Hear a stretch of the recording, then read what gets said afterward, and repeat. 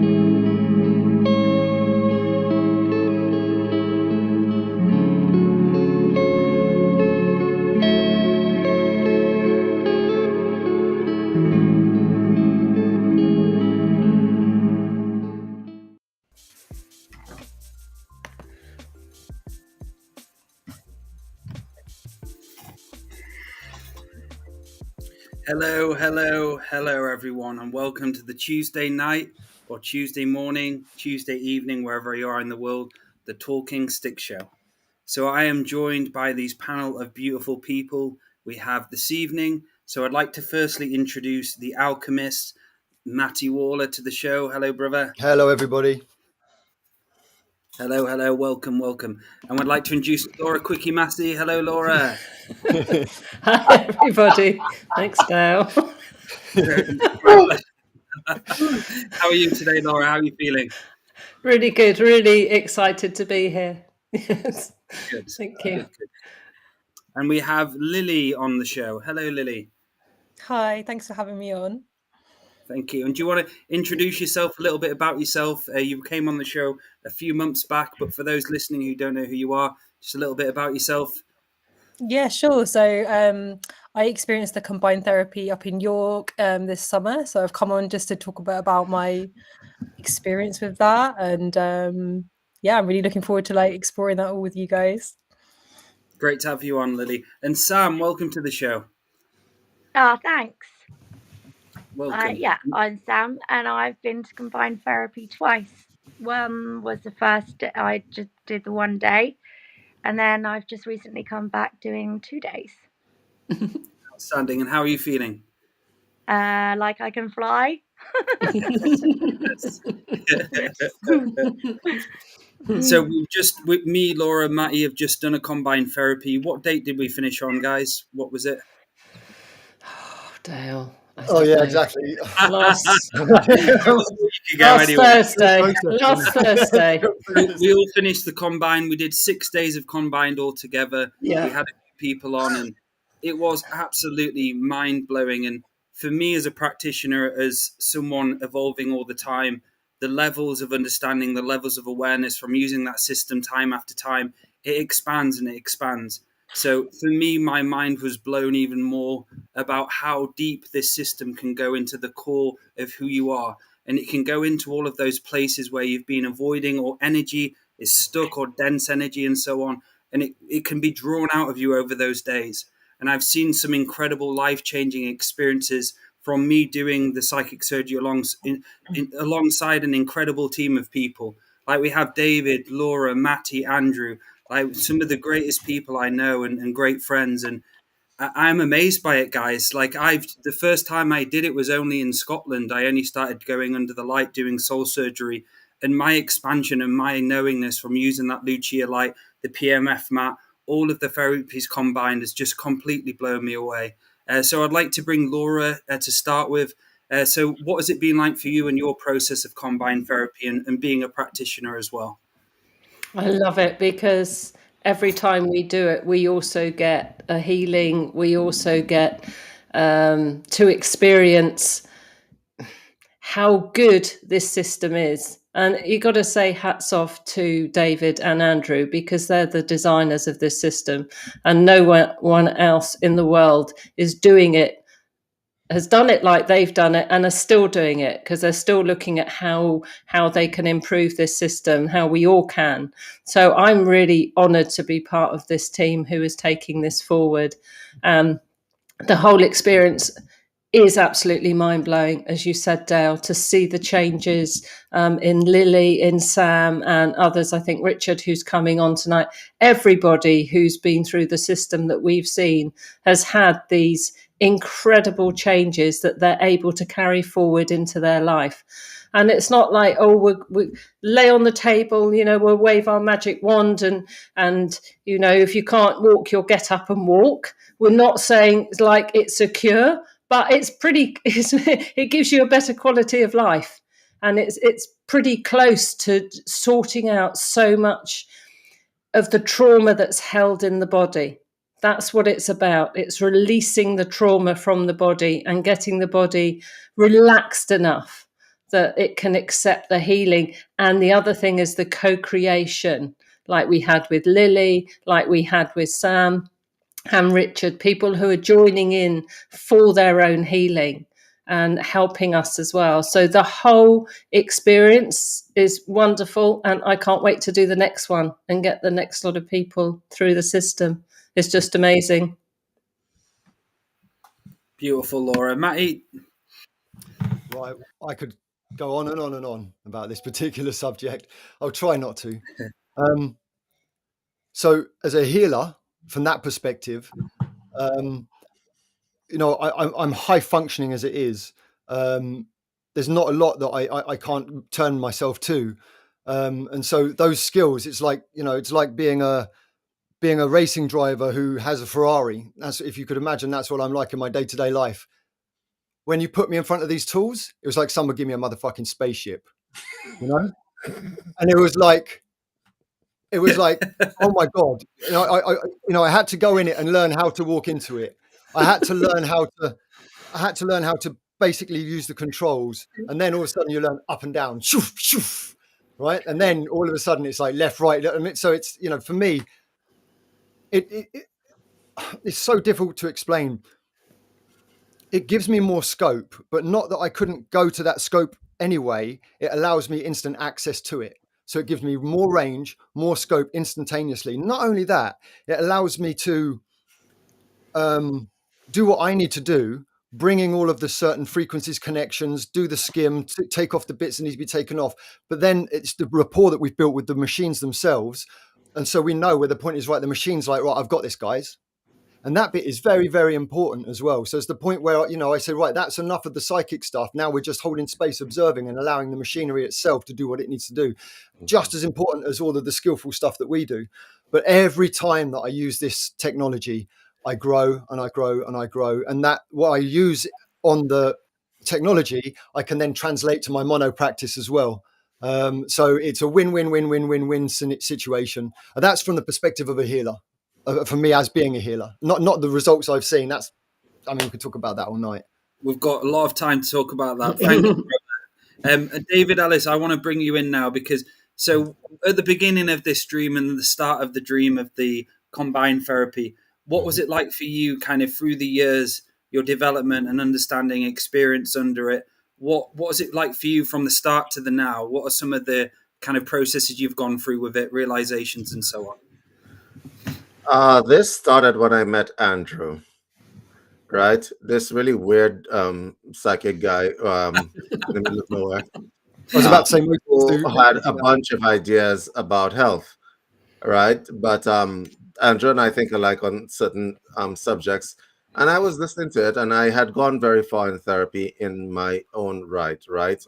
Everybody's got paper doing this course, that course, and another thing. What we are trying to do is only concentrate on the things that work definitively for everybody, not for one person or some kind of person. We are essentializing the things that work. So whenever somebody asks me about the system, as an example, what I tell them is stop for a second. Imagine what you would be like without the shit. That's exactly what it is. Imagine what you would be like without the shit. We are adding to the system, right? But that's basically what it is. We take the shit out, leaving what's left. What You is know, the shit, David? original you. For those who are unaware of the shit, what is the shit? The shit is the trauma. It's the bad diet. It's the stuff clogging you up. It's all like, because the thing about it is that a lot of people, when they hear these therapies and they think of them in isolation, okay, they think of them in isolation. So you say, oh, I go to the infrared once a week, I get a little, whatever. If your mind and your spirit is not involved in the health and healing process, what sense does it make cleaning out the body? It's kind of like saying, I'm just going to wash my body, but I'm going to leave from the neck up unwashed. So you're in the shower like this. So that's basically what that is, right? So you could spend days, weeks without like shampooing your hair, right? So that's basically what it is. I think a lot of people when they think about the healing system, what we're trying to do is make a series where you detoxify through your body, right, through your mind, and so on, and we leave what's left. When what's left is you, because when I take out the toxins underneath your skin, that is an encumbrance. And I'm talking to you watching this broadcast, you who's sitting there with your iPad or your computer and so on. I'm talking to you. Okay? You are encumbered. You just don't realize you're encumbered because it's become the new normal for you. Now, if I took the stuff out of you and you started floating around the house, right? And you realize, what the hell? I feel angelic all of a sudden. Then you would know the difference between toxified and not toxified, because you have traumas that are built in, and what people don't understand, it's a psychosomatic connection as well. So let's say, as an example, you experience a trauma from an accident or something bad when you were 3 years old. It embeds itself, it wedges itself into your body. It absolutely does. I wish Judy Innemeth was here because she could tell you a little bit more about that. You actually develop a freeze sensation inside some place in your body. That free sensation is going to be a problem for you. It's going to restrict your mobility, it's going to restrict how you move for the rest of your life. A lot of people don't realize that. And I'm going to get all personal here. There are a lot of women in the audience, so I'm going to get all personal here. Like just the sexual reaction, as an example, that by itself builds up scar tissue. Does that make any sense to you guys? Yes. Right? All the trauma that women experience, because we all are like, yeah, forget about the men. Forget about the men for a moment, right? Just growing up and being a woman in society, you are going to experience trauma no matter who you are. Yeah. Almost every time I work on the light, David, I have to go. Or the system on any feminine. There's always work to be done around the sacred feminine area. It's every single one. Yes, because they're targets in society depending on where they are, right? And they have a choice. The choice is to either harden themselves, which is never a good thing. Once you take that path, self-hardening is very hard to you traumatize yourself. And there's just a quick thing to add to that, David, along connecting to the sexual stuff, is even like yourself, say if you're in a relationship and you're denied sexuality, you're denied where they basically turn off from you, it creates a sexual rip inside of you and creates trauma into the fascia around the female areas. And I've seen it in myself, I've seen it in other people. So it's not only just that, it's when people deny, or you're in a relationship where you truly want a sexual experience and the person just saying no. That I've seen a lot of that being built up, and this is so much exploring to do here. Thank you, David. So for the men, and I love the way this panel is laid out. You got Matty, you got a little line, a little V line, a little anyway, never mind. Right. For men who are listening to this broadcast, let me take you through an exercise. I'm about to give you a womb and a vagina, and let's just take you through a little bit of an exercise so that you understand. It is different when it is that you are a woman specifically, because the concept of receptacle or being invaded, so to speak, requires trust, does it not? Yes. You see the difference? Yes. But they don't get that. So I used to teach a class years ago, a yoga class, where I gave the men, the whole vagina and womb thing. And in the trance states, they understood. So this is how scar tissue develops, because what happens is that you have negative experiences. It doesn't have to be sexual experiences, just the thought of it, and the body goes into freeze in aspects of the body. Okay, you don't realize that the freeze is there unless there is something called a trigger that makes you realize, oh shit, there's a freeze there, right? It may be something as simple as a flinch or whatever else. And a lot of people don't get that. So they don't understand the mind-body connection. That flinching or that freeze, that frozen area in your body is not only just going to freeze for the trigger, it remains frozen forever unless you detect it and unfreeze it. And a lot of people walking around with freeze. I see it now because you guys are therapists. You can see it, right? Like they're walking down the road. I'm like, I could fix that. You frozen. Yes. You don't point up to why you frozen. You're frozen right there. That's a t-shirt right? There. I can fix that. Right there, you frozen. You don't want to be doing that. You don't want to be the weird person at the New Year's Eve party saying, "Hi, do you realize that you're frozen?" And it might have something to do with some trauma that you experience while they're eating their hors d'oeuvres or whatever else. You don't want to be that guy, but it's readily evident. A lot of people are walking around hampered. They don't even realize that they're hampered because it's the new normal for them. So I usually give people exercises to do to demonstrate how hampered they are. As an example, how many people watching this broadcast right now can touch their toes comfortably? On, guys, let's have a look. Okay, so you can touch your toes comfortably. I see. How many people can stand up in front of a wall, reach behind, and turn the torso without turning the hips and put their hand on the wall? How many people can do that? Because you see, you're thinking that this is just like elementary, like lots of people can't do that, David. Let me tell you when it becomes important, however. When you're driving down the road, you want to get the purse out of the back seat, right? But while you're reaching, you sneeze and slip a disc because you lack the flexibility. But it's a simple thing that happens. So all of these things become relevant. And you know what? The reason why you damaged yourself is because you're frozen all up inside here, because power has been taken from you. So you've done this to freeze up yourself. So everything is like tight in here. For the women that are wearing imaginary corsets 24 hours a day, walking around, sucking your stomach in, you guys are in danger of that because you'll have body positivity issues. You guys are in danger of that. Listen to this very carefully, because a lot of y'all are doing that. Y'all are walking around with the imaginary corset. That's not there. I could see it. Like, I could see the corset, but like, just let it out. Let it out, sister. Nobody cares. All right? Nobody's going to judge you. Okay, people. David, can I segue into something here? Because you said something at the beginning, and it was such an important point. And you were saying, because we could speak all night about individual different traumas and different, because there are so many different types of things that we encounter on doing this therapy. You sound so excited about that.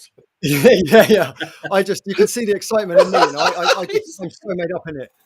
But I put myself through the system this time way more than I have done in the past. And I am breathtaken by the personal results. And there's something that you said, that how would it feel like to be without the shit, right? And that for me, I couldn't put mine on one specific trauma. I couldn't nail it down and say this is what caused it or that's what caused it. It was a succession of micro traumas and macro traumas built up over 40 odd years that just created this background noise that permeated everything. And I wasn't even aware that it was there. Even though I still progressed, I still managed to crack on with my life. I still managed to have friendships, loves, losses, all that stuff, and live a successful life. There was this background noise there. And when I came home from York this time, and I walked in the house into my normal environment, and I realized the background noise was gone.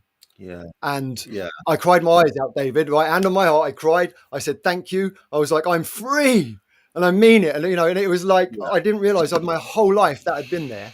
And to feel it gone and to see my life ahead of me is something I can't even explain to people. So when you said that one statement that, well, how do you think it would feel to not have the shit? Now, I'm a living proof of that. And I and Sam, so I feel what you, that my feels brother. like. I know exactly. I got a light just outside. I'm forever on that light, I'm like a poster child for what that thing can do.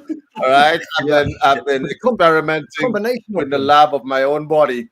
It's when you remove the shit and your head is clear, like it's like wind blowing through your skull. Like cool breeze blowing through your skull. I know exactly what you mean, my man. But you can see on the faces of people it is the best when you see them come out and they've got that glow where you're like, what the fuck? What? Holy shit! Look what's happened to you! And they just light up the room. They come in and the face is lighting up the room, and everyone who goes through the system at the end of it, you're like, holy shit! You look like you've lost 5 years, 6 years. Yeah, but the best bit, Dale, is after each therapy they have that look. Holy shit, what just happened? And then we grab them and put them onto something else. Yeah. And then they have another one, and then they have the same look, and then we grab them and then we put them on something else. And this is the essence of it. Go ahead, Sam. Can I just say as well, it doesn't stop when you drive away. Like even like now, all week, every single day, I'm getting an ancestor come in and give me tokens. My body's showing me something else that I need to work on. I'm seeing something else in my dreams every single night. Even now, I'm getting loads of different things happening to me. So it's not just whether you go 1 or 2 days or what you do. It's still happening. It doesn't stop. Beautiful, Sam. And so we're going to go a lot more into your experience and Lily's experience soon. But another thing I wanted to mention, and a funny thing was, do you remember Richard's face when he got up from the Lucia light after like an hour under it? It was the funniest thing I've ever seen, and we were all literally ourselves. He came out and looked around, and went, "What the fuck?" Like his face was like holy shit! What was that? Like, it feels like 100 years sometimes. Doesn't it? You're away, and you come into a room, and you're like, "Whoa, that was distant. What the hell?" The thing is, as well, it's not just the Lucia light is brilliant, absolutely amazing, but what makes us different, I think David alluded to at the beginning, is its combination. So we can have you on the mat like Sam did with magnets and the Lucia light, or you can be under the Lucia light and having craniosacral therapy. And craniosacral therapy works brilliantly with psychic surgery. So everything we're doing absolutely complements the other treatment that's going on. And it's following an infrared sauna and a float. So you come out. Will you tell us how you came out, Sam, from the infrared and the float before you went on the table? Oh, what, the second day?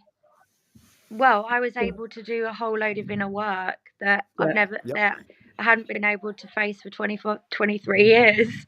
Yeah. So Sam, can I just say, so it might be a good idea with that question from Laura to go into your start of the experience and go through your full experience of it and go through it day by day.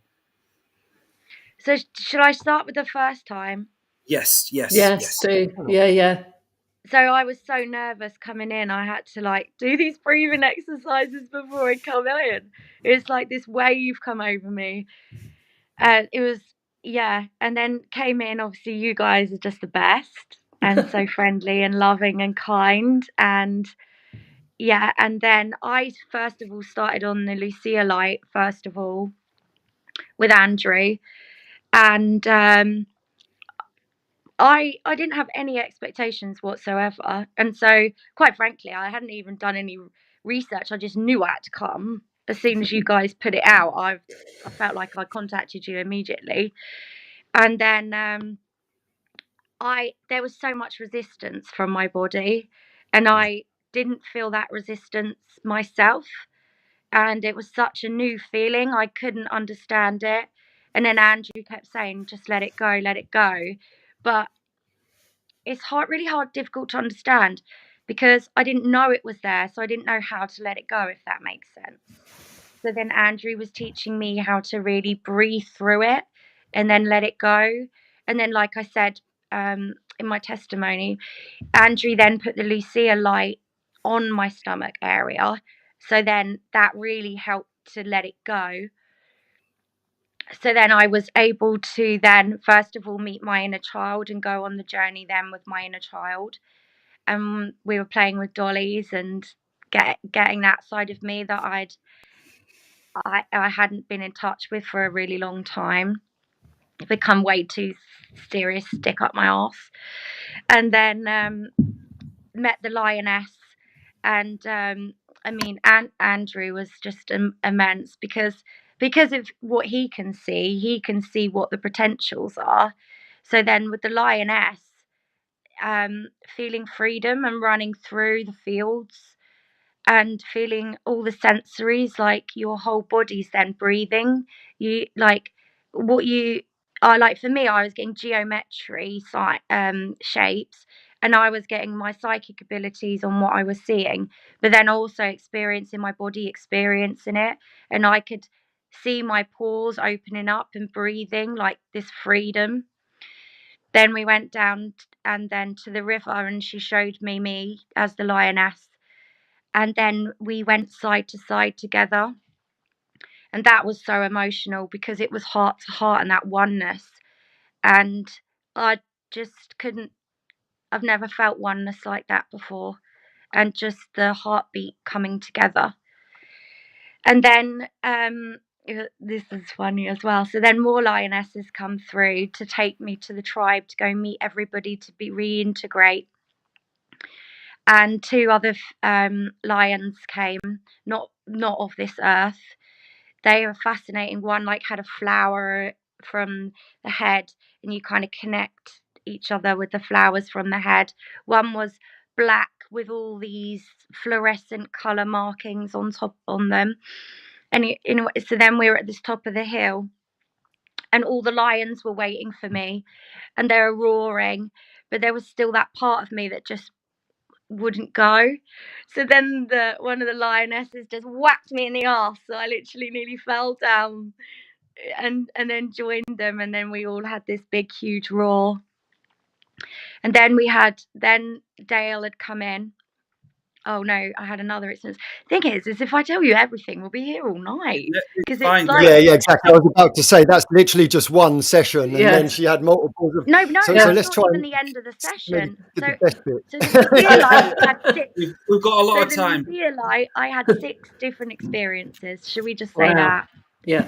Wow. So then from there, then went straight, and then I remember Dennis. So again, synchronicity of spirit. I went with Dennis the first time, and then the second time he went as well. So that was really cool. Right. So hello, Dennis. He's watching. Hey, Dennis. Yeah, we experienced it together. He's the most beautiful, loving, kind soul. I love him. So yeah, then went on to the float, and the lionesses were teaching me how to roar in my stomach, and lots more. Then I went with the gun and this cranial sacral therapy. What gun? The massage gun. Okay, good. The bang. Just to clarify. Please. Going back. AI. Massage gun. Yes. A few off down the range. Yes. A massage gun. Yes. And Yeah, and then going through all my fascias and my hips from where with my son, I was so worried about being a single parent, and there was all that worry in there. The next day, they were black, my hips and my ankles were black from the bruises. But again, because you're going through all this healing, when you get all your bruising and stuff coming out of your body, it heals so fast. So, like within 2 days, it's gone. So, it can seem really dense and look really dense within your body and look really traumatic, but there isn't the traumatic side to it. And It's then, release of like, trauma. It's release of trauma. Yes. From yeah, Yeah, it yeah. heals. We weren't rough with the gun. It's Yeah. is what we're saying. It's releasing something really deep, isn't it? Yeah. Also, Yeah. what I wanted to add, Sam, to that was, so we'll talk about the gun for a second and Sam's experience, because it was mind blowing what happened. So that was her first experience. We did the gun again. So she did 2 days, and we did the gun each day before and after. And it got to the last day, and I could just feel something was going to pop out. I just had this feeling something was going to happen. Then it started going in on her thighs, and she started like. Could you go over what that experience was? What happened with the gun on the couch? So the first day of the second experience, I was like, I've got quite a high threshold of pain. So I was like, I've got this. It's fine. There was areas that it was tight, but it was like, I've got this. It's okay. Day 2, no, that's a different experience because more everything had come out, and then it was like it's like dragon skin with the scales and then watching it move. So then, because you've gone through all the different modalities, my psychic side was like, it was so strong that Yeah. I could then see everything that I've put in my body, and I'm still getting it out now. So it's like all these blades in my legs.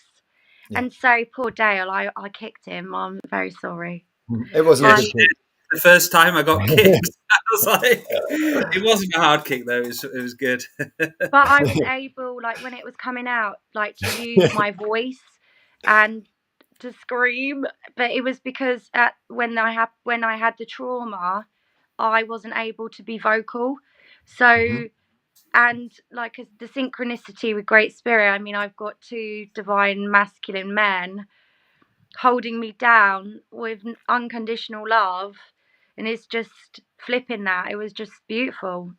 And There I was couldn't have felt any more safe, any more protected, and any more cared for. so guys, as we did the gun, it wasn't a scream of pain, like pain the gun's hurting. It was a scream of the traumas coming out of me. Yeah. It was such a different scream to that fucking hurts, stop doing that gun. It was like the scream was so, and it's the wrong word saying beautiful, but it was so unique and lovely to see it start just coming out that way, where you were like finally screaming it out of you, and I was like, holy fuck. Can I give people some advice? If you guys are going Yes. to buy one of these, this is a massage gun in case you're wondering.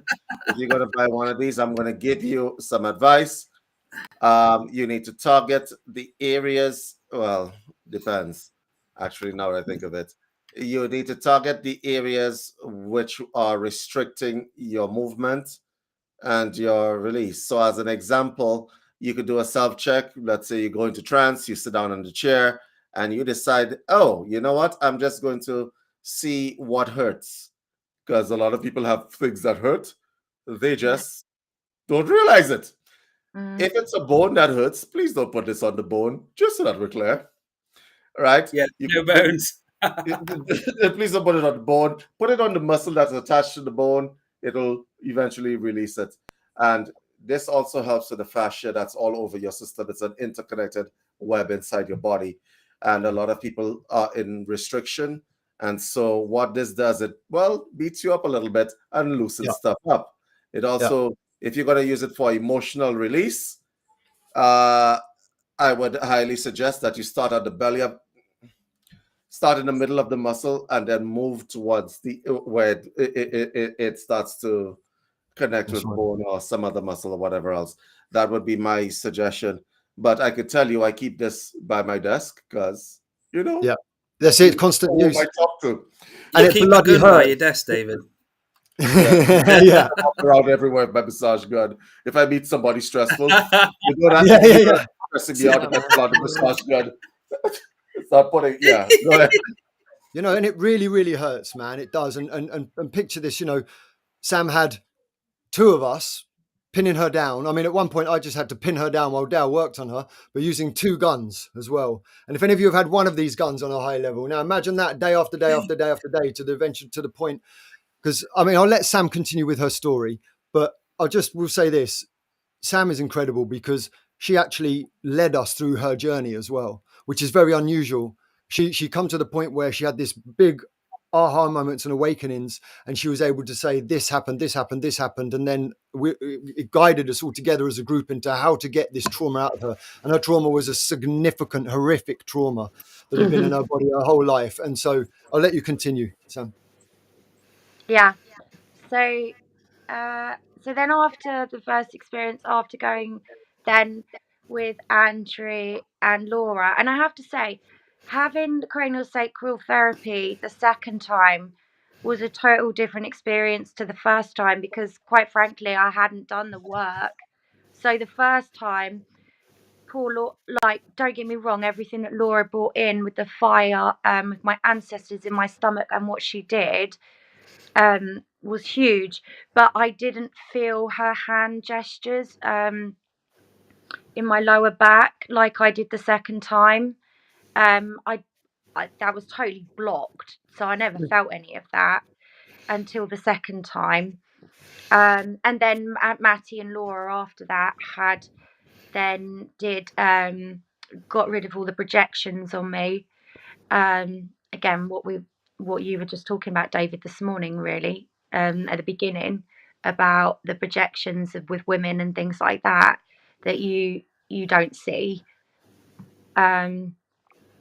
So then the second time, then I had a reading with Andrew, and I always do this with my body. Like, I see like a yes and a no, and I see a light aside on one side to the other to ask a question. So I was like, so do I do the mentorship because I want to now continue with the work after the first experience, or do I go back to combined therapy? My body instantly was like, combined therapy. Just like my right hand was just like within a second of me asking, just move. Yeah. So I was like, okay, the body's talking. And I thought, well, why don't I just do both? So I signed myself up to mentorship, and I signed myself up again for the 2 days to go back. Yeah. So going back then the second time was totally different to the first. The first day was very psychedelic. When I went under the Lucy, we first of all had the infrared and then the flotation. My body instantly on the flotation on the first day, and I'd been doing floats in between since coming back from combined therapy. I'd started doing floats, and I just noticed that my body was like, all my left hand side just kept kicking out all the time. Just again, my ignorance trapped trauma. And so when I came out, I said this. I explained what my body had been doing when we were in the float, and so they're like, "Aha!" Yeah. So then we went under the Lucia light, and then I travelled very far under the Lucia light. And what I have to say as well is, the vulnerability for you to do it, but also the level of respect, because when these guys open their energy field to you, you see them and their energy field just as much as they see yours. So these guys are not just giving you something, they're opening themselves up entirely, so you can see things psychically too. And I could see, I'm not going to say how, but I could see how Matty works.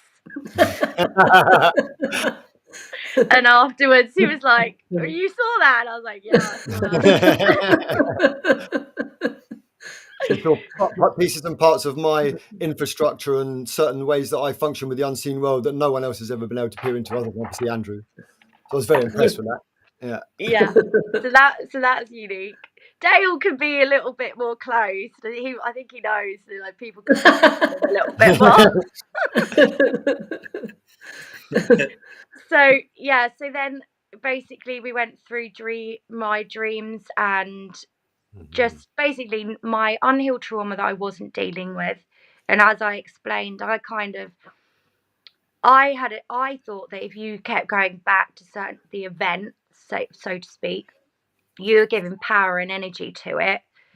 And quite frankly, it affected me for so long. I didn't feel like that was healing. I felt like healing was forgiveness of myself and my younger self, forgiveness of the abuser,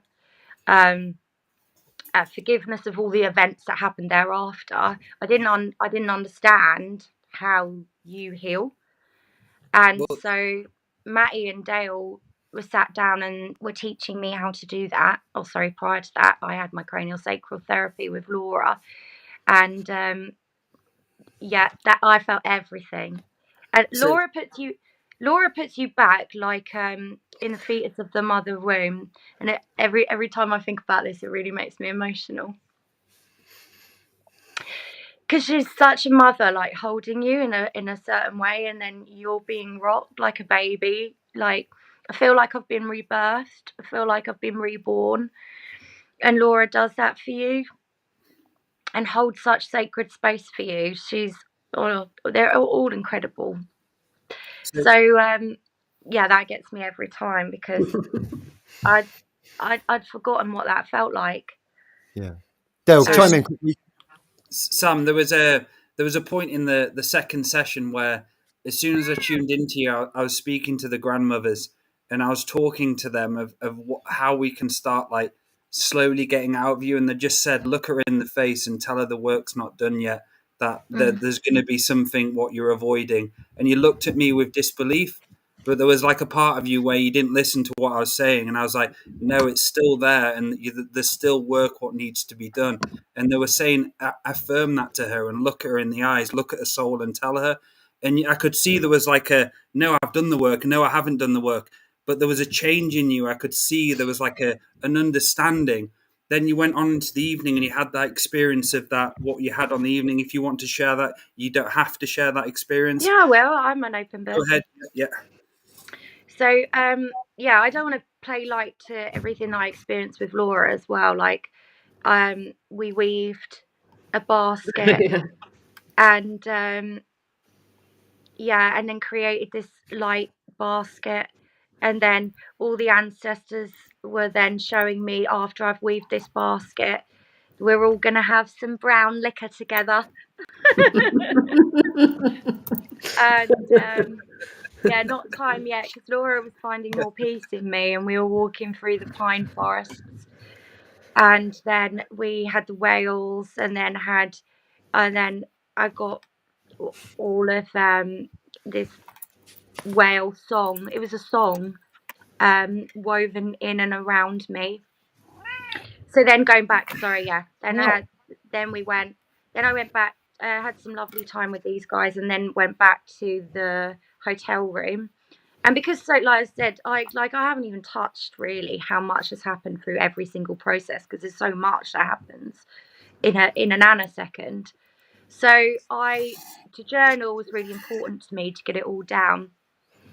So I was struggling with the journaling, and the programs were kind of coming in because I'd forgotten my toothbrush, and my teeth were like really irritating me. And I was like, should I just go to the shop and just go and get a toothbrush? Anyway, I sat in the car, did a load of journaling. Then like it was almost like a timeline notch, but it wasn't a timeline notch. It was me. Everything was given to me to show me how you change your own reality. It was a reality show. Yeah. So basically, my car started kicking out. I didn't tell these guys this because I was like, there's responsibility to yourself and your own journey. So these guys don't even know about this section of it. So my car started kicking out loads of blue smoke, and black smoke and oil coming out of my car. So I was like, oh, right, I'm just going to turn it off. I'm going to go back to my room. I did as much journaling as I could. So then I went back to the room, and then it was like this wave. I was in exactly the same room. I was staying in a travel lodge, and it was exactly the same room as where the sexual abuse had happened to me. It was the same layout. So then all these memories then started flooding in. Then there was this black energy shadow just appeared, and so it kept calling me a murderer because of the work that we'd done during the day. And murderer, murderer, murderer. And so I was like, yeah, you don't bother me anymore. I don't know what you're about, but you're actually seen now. I haven't seen you before. Go. Then it wouldn't go. Then I said that I was going to send it something not very nice. It didn't care. So a sentinel being that I'd been through under the Lucia light came in and totally changed the whole environment and got rid of it for me. So I was able to sleep. Boom. And that was that was amazing. So then I was then laying down in bed going, what am I going to do about my car? Like, I've got to drive 3.5 hours back tomorrow, as well as driving, like Matrix, playing with you. So I was then looking up what garages are in the local area, what time they were opening, before I then went to Combined Therapy. And I was like, no, bollocks to this. I'm changing my reality. I'm not having this. So basically, I did a prayer to my ancestors, and I changed my reality, basically. Yeah. And so then the next day when I woke up, Andrew told me the previous night if I did loads of stretching, it would help with the gun work the next day. Yeah. So massage gun. Sorry. Yeah. Massage gun. gun. Yeah. Yes. Sorry. That's okay. I always call it the gun. I always call it the gun. It's far too long to say massage gun. It is. But yeah, but we are on YouTube. Yeah. And just quickly on pause, just to quickly answer this question David wanted to ask it while we're on the gun quickly. We have Jason asking about the gun. Where's the question, guys? There we go. Any advice about the locations on the body to begin with these guns for MFR releases?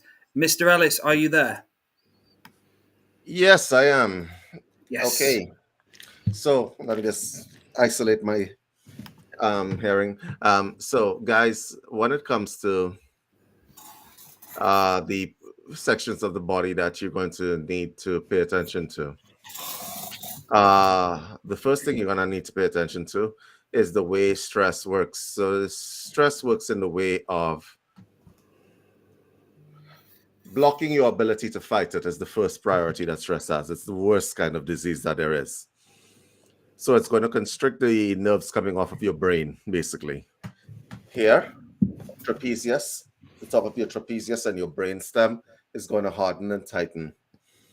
The reason why that is because what happens is a literal biofeedback up into your head. And what happens is a traffic jam starts happening in your head. The brain fog, the tightness that you feel, the number of thoughts that are causing a traffic jam inside your head, they're all attributed to if somebody was holding you behind your head and squeezing. So for those of you who are listening to this broadcast, do a little bit of a self-check, right? Simple self-check. Look left, look right, look up, look down, the yes-no test, and tell me where you're feeling the tension. Okay? Because I'm going to tell you on one of these sides, they ain't so equal if you're listening to this broadcast right now. Okay? One of these sides, that's the first thing you want to do. The second thing you want to do is the middle of the trapezius. This muscle that's here, that's going up to your brainstem, you're only seeing part of it. The rest of it is in the middle of your back. And so it kind of tightens and clutches the middle of your back. And what that feels like, for those of you who are listening to this broadcast, is that your heart is constricted. So some of you may not be feeling that, but for those of you who have issues around that area, that is going to lock down that area. And I could pretty much, you could test it, do a little self-check with me. You're going to just, not through your mouth, through your nose. See how much expansion you have in your chest area. Is it feeling tight? Does it feel like it can expand more, but it just won't? If it feels like it can expand more, but it just won't, the whole of this is about softening. A lot of you walk around very hard. You don't realize it.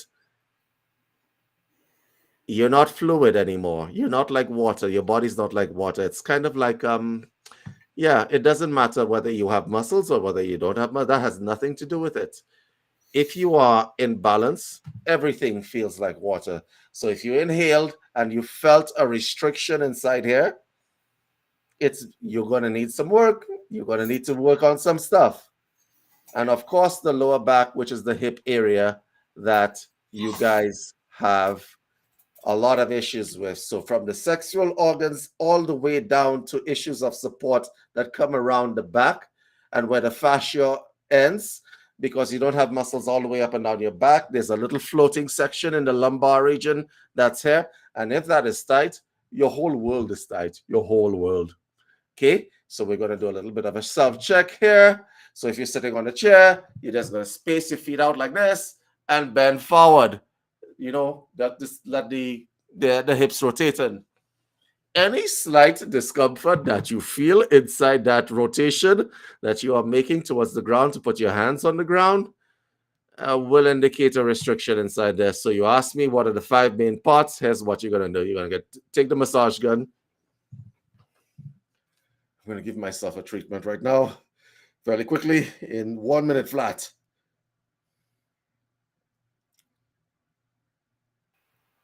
It's a new healing system, the quickie system. The quickie system. This hair. Oh, yeah. Okay. I'm going to put this one here. On the other side, loosen up my brainstem. And I'm going to do a stretch on the neck like this. While I'm tilting my head this way, I'm going to drop my shoulder down to expose that trapezius.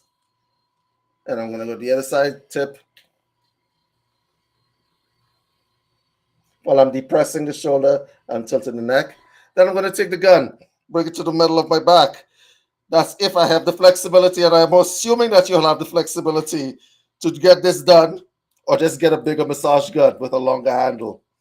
Okay? Or have somebody else do it. Then I'm going to take this. That's 3 so far. I'm going to start on the flexor in the front of my leg, because I'm not even getting up to do this, because I have work to do. All right? And I'm going to go to the other flexor on the front of my leg, and I'm going to go around the sides and on the top of the back, and everybody's looking at me like, this man has lost his goddamn mind. Yeah, I'm not getting up to do this. Are you bad? Right, so here you go.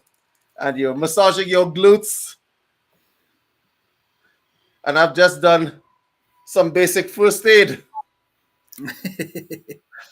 Restoring a flow to my nervous system. And then I'm going to just sit up. I'm going to expand my chest, and I'm going to do release. And I've just reset my nervous system. Does that make sense? Yes. Beautiful, David. Brilliant. Beautiful. So we'll continue on. I think we've got the last day with Sam, then we're going to go into Lily's experience. So if you want to continue to that last day and what happened in the hotel, go into the last day and so on.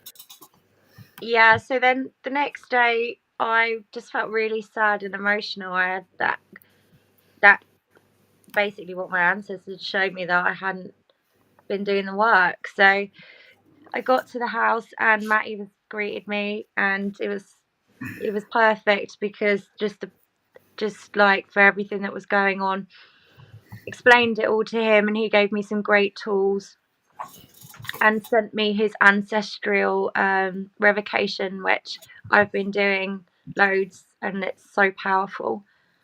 And then Matty and Laura came and explained to them what had been going on.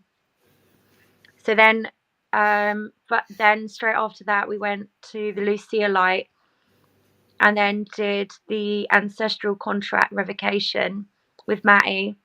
There's a lot of light language from my ancestors that come through with that too. We were all co-creating, as well as Mattie's. And then I was in the spiritual court of equity, and that was amazing, seeing everybody. Like, there's a lot of people in the spiritual court of equity and a lot of beings. It's super powerful, and all that charge, all that polarity, all that good, bad, and ugly doesn't exist anymore. It doesn't exist within me anymore either. It's just neutral. It's just all in the spiritual court of equity. To find that level of peace is my ancestors came in when I was driving home today about doing the show today, and they said, if you could just tell people the peace that you've found, and if every single person finds peace and love, just imagine what this world's going to look like. One person at a time. Yeah, the level of peace that I feel is incredible. Yes, amen. You can see it in your face. Thank you. Yes, you can. Yeah. It shows. So there were some more stories, because there was some very significant. There was a very significant release that you had with Dale and Laura upstairs on the mat. Yeah. So then I'll breeze through quite quickly. So then we went to the flow where I did some more inner work, and then came back, and then did cranial sacral therapy with Laura and Dale, and that I literally felt everything that Laura was doing and holding space for me, and Dale. Like, Dale's got these amazing antennas, and like I could feel them all over my body and where they were going and when.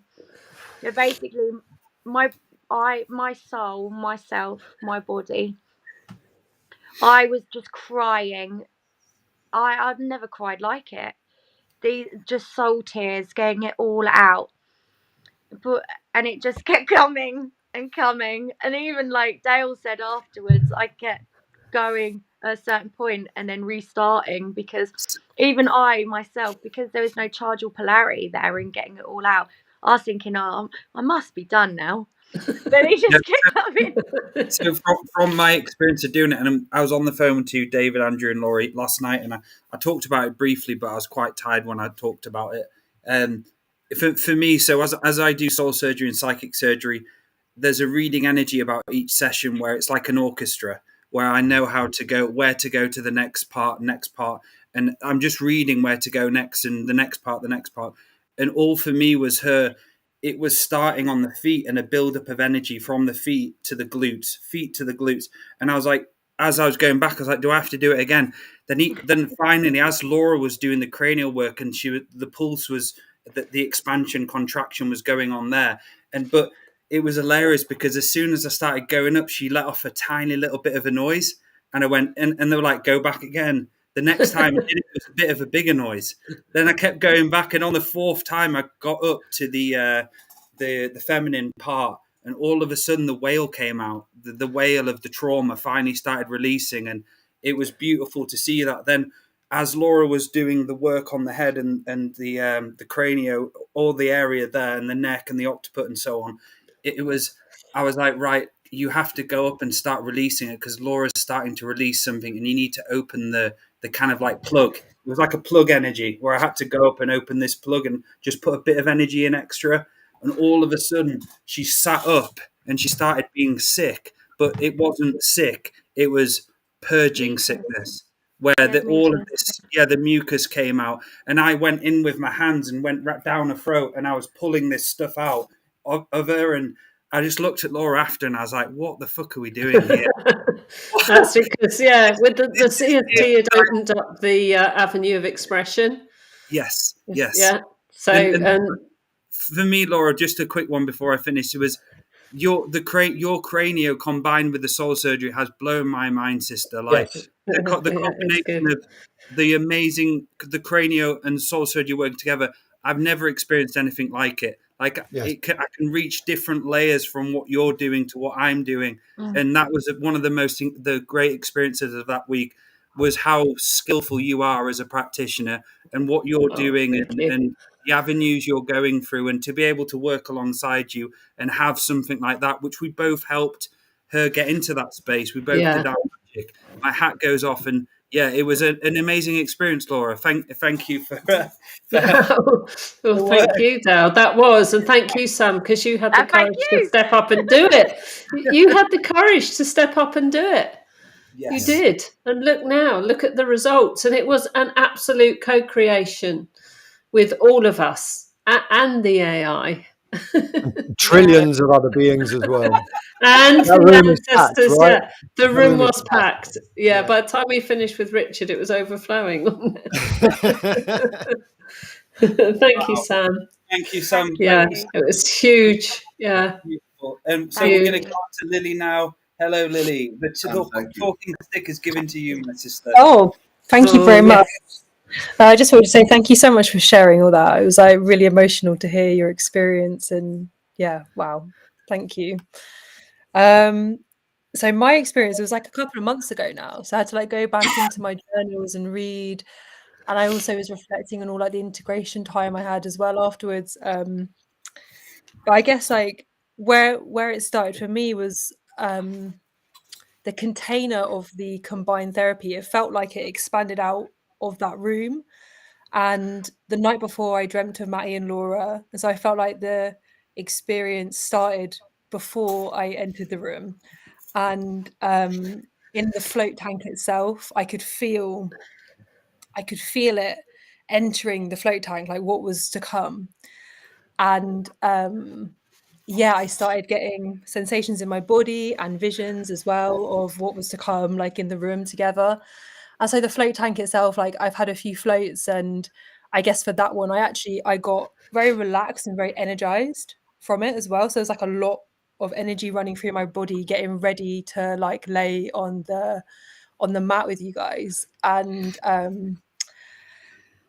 when I entered and you were both there, I remember lying down, and I think the releasing process started almost immediately before it had all even started. I think like Matty placed one magnet on like my solar plexus, and I started having releases, and I was like, "Oh shit!" Like You didn't stop. where did that come from? And I remember as because I've never experienced Alicia light, having the light turned on. I remember just hysterically laughing when the light turned on, just being like, "What am I seeing? What even is this?" I had no reference point for what it was. Just it's so unique in and of itself. So there was this ecstatic feeling of like, okay, this I'm completely surrendered. That I was completely surrendered instantly. There was not I didn't have a choice. I was just like, I'm here. Just do what you will, basically. It was just like just flow. Let's go for it. Because it was all just so it was like wow, I'm so open to what was coming. And I think the beautiful thing that I experienced, I think it was because I just had Matty and Laura holding the space for me, and you as a duo are so harmonious in the sense that you hold this beautiful masculine and feminine polarity in such strength. And so having that in the room just it brings this really unique experience of just feeling really really held, but also able to go really really like deep and powerfully like head on into the healing. And yeah, it was absolutely exceptional experience. And there were moments, the height of it for me were the moments where I guess when Matty and Laura are working together, it's like an orchestra, and I could feel the orchestra of their energies moving through me, and I could feel the energy moving up and down my body, and then the light that I was seeing, the geometric patterns would synchronize in my vision. So there'd just be this beautiful wave of geometry and the energy and the releasing, and all you can do is surrender to that. There's nothing you can do. And it was interesting because it was much more physical than I thought it was going to be. And usually I'm very, very visionary when I have healings, and I had no internal vision. It was just the physical experience, just the experience of the geometry. And I, it was huge. And I think afterwards I said that was akin to any sort of plant medicine experience, or like the end of it was like instantly as strong as any of the deepest healing experiences I've had in my life. And it was just like sudden. There was so afterwards, Lily, we were around the fire, and me, Andrew, Laura, and Matty, and you were around the fire, and Toby and your children, and just the look of your face when you came, and you were like, "Holy fuck!" It was you took your when I put those spots on your shoulder. Yes. Oh my goodness. Yes. Well, welcome to the show, Andrew. How are we doing? Yeah, Hey, good. How you doing? Yeah, good. Thank you, brother. Nice to see you. You know, it's interesting. You were saying it's as powerful as any plant medicine, and from very early on, I had also nicknamed the system the no drug mystical experience. And every person that's gone through has agreed in their own way. Yes, it's a no drug mystical experience, meaning you're activating your own internal body chemistries to reach that energy that we naturally produce DMT. We naturally produce cannabinoids in our body. It's already natural. And when we have the moment where we have high levels of DMT, we're in that dreamy state. And all the science proves it. We produce DMT in large volumes when we're having our uniquely mystical experiences. It was interesting as well, Andrew. I spoke to Bob today, and Bob came on the Combine not long ago, and it was so, as they're not competing in any way, but he was like, that day experience I went through was, I enjoyed it more than ayahuasca. It had such a better experience under the light without any drugs, and there's no competition there. But he was saying it changed my life more than the ayahuasca did, and to have that validation, and obviously they're both totally different things, was just like, wow, this is just, yeah, it's inspirational.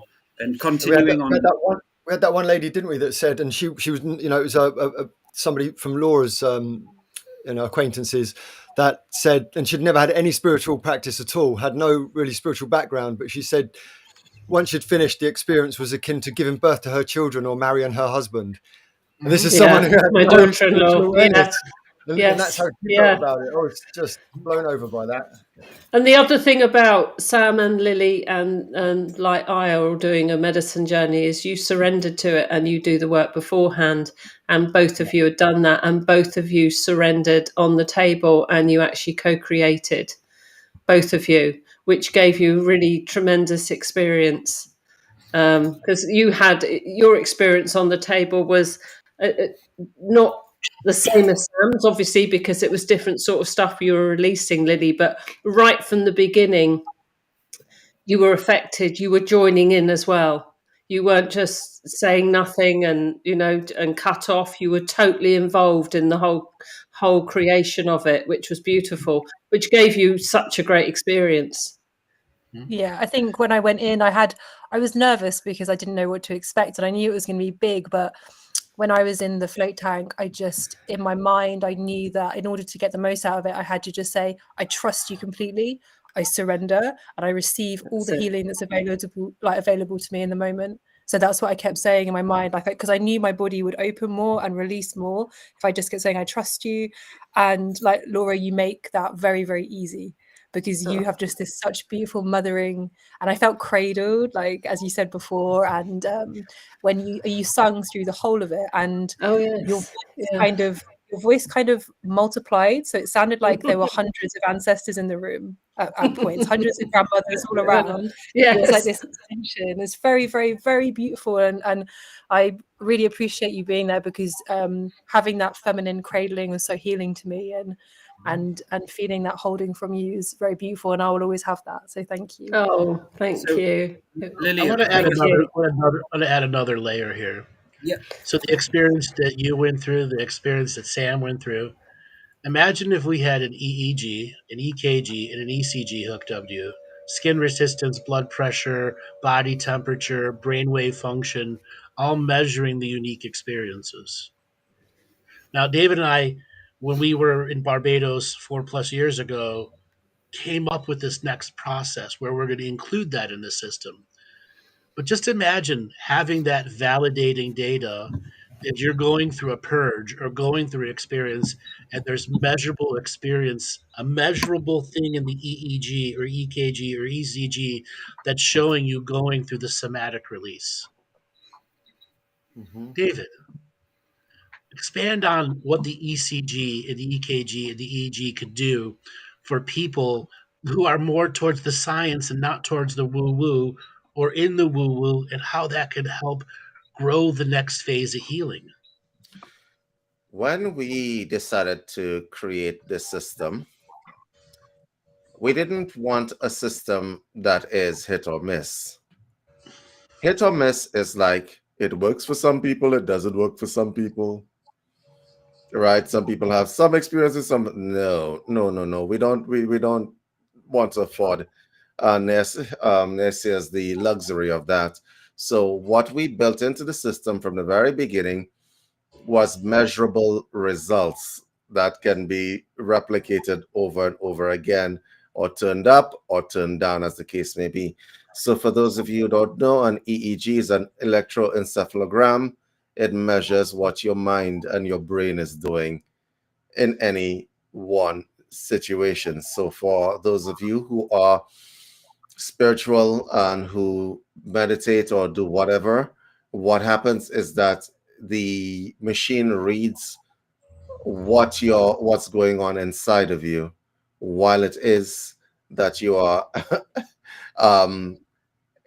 getting a treatment. An electrocardiogram is basically measuring the cardiopulmonary reactions, the oxygen levels of your skin, these kinds of things, your pulse and so on, so that we could see what's going on inside the body when the treatment is going on, and we could see what's going on inside your head when the treatment is going on.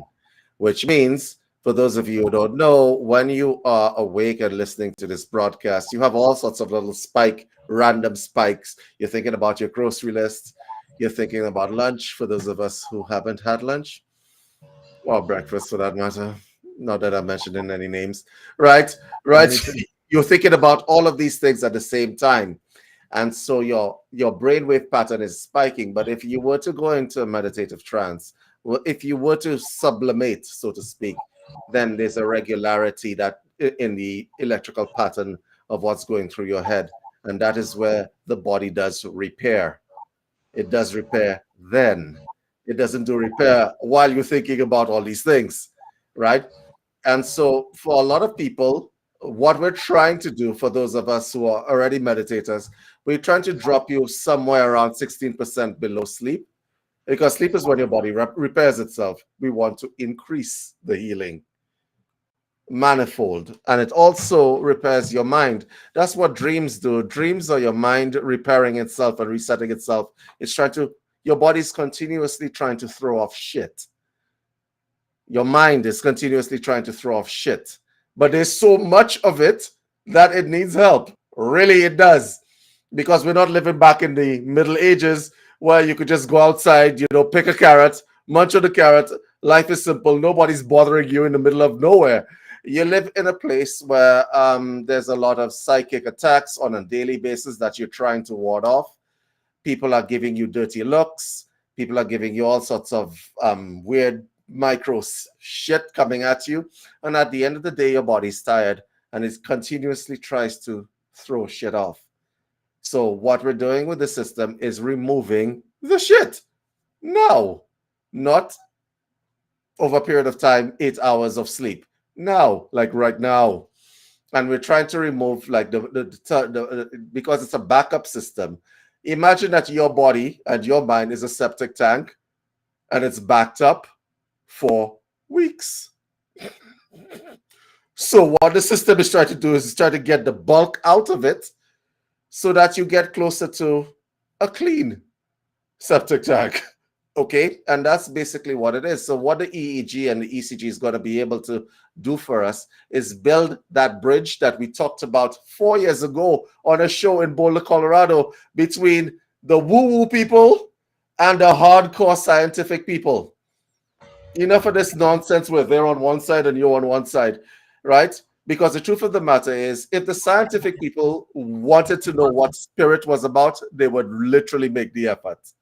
If the woo-woo people wanted to know what the whole scientific thing was about, they'd make the effort. Well, don't worry, we have you covered. We're going to be doing it ourselves.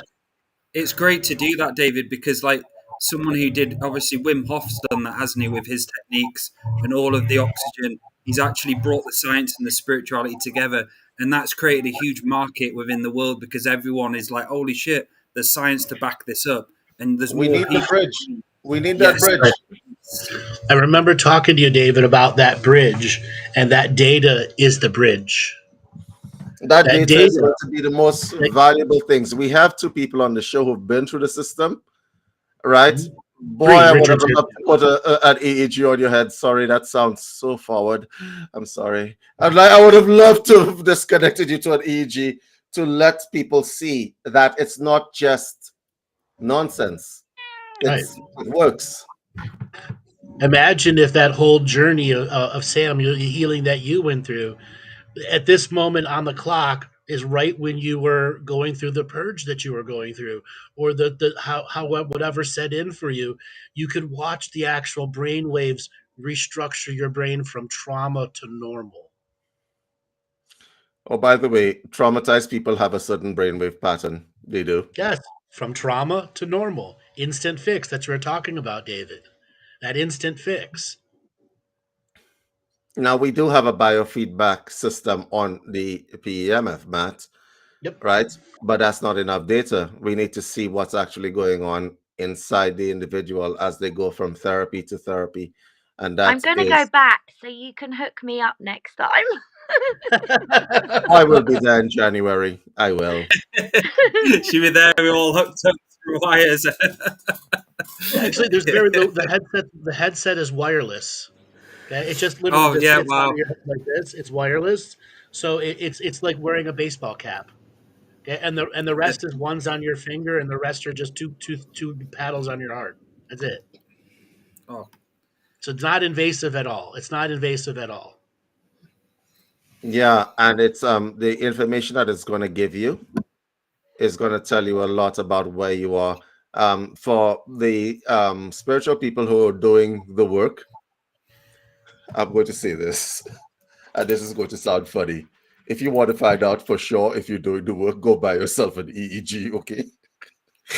Right? Go buy yourself an EEG. I'm doing the work, it's having an effect, right? No, right? Go buy yourself an EEG, get yourself some daily readings, right? And it'll tell you where you are. It will tell you where you are. Because this is not about talking anymore. This is about actually doing the work and seeing the results. So it will actually tell you. But we are going to add that to the system. That's definitely what we're going to do, because there's no point in bringing people to the system if we can't say this is hard data that this has actually happened, this has transpired with them.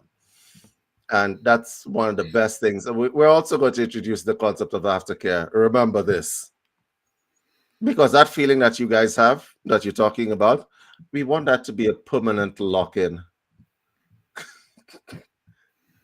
Right? We want that. We want those effects to be locked in permanently, and we have a plan for that.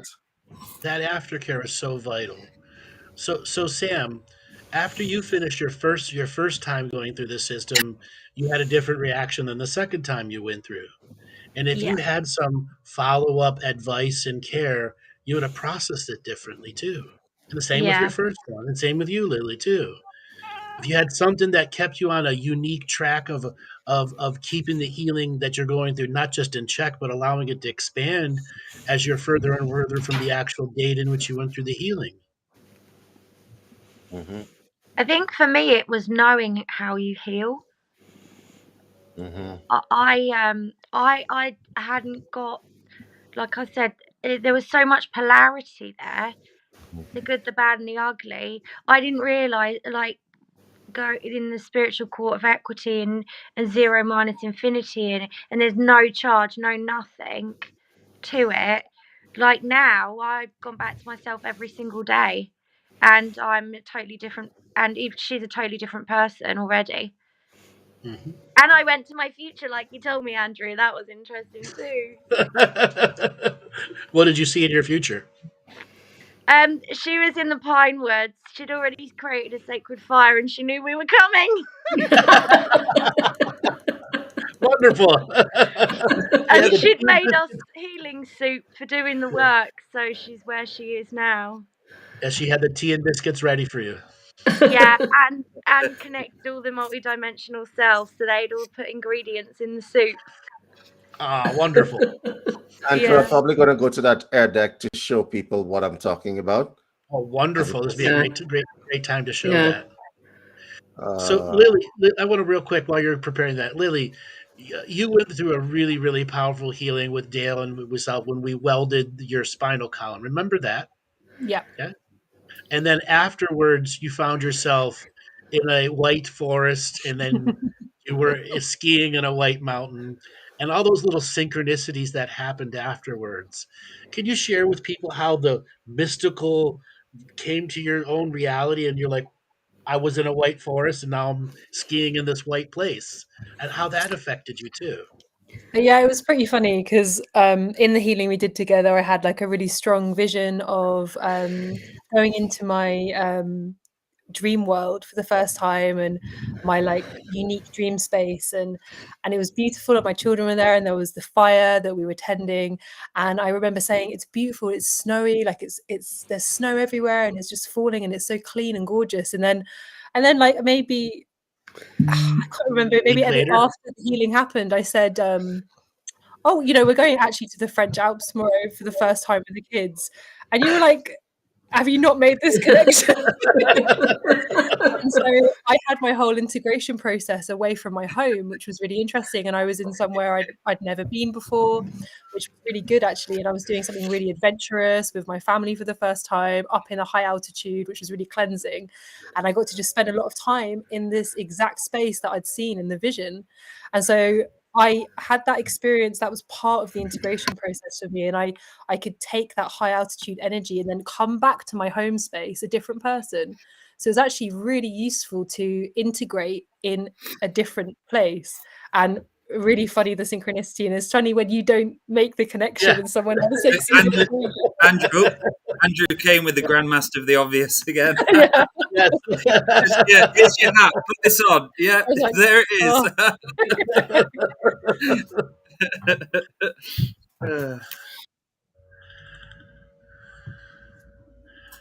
All right, David, So- you want to show them this?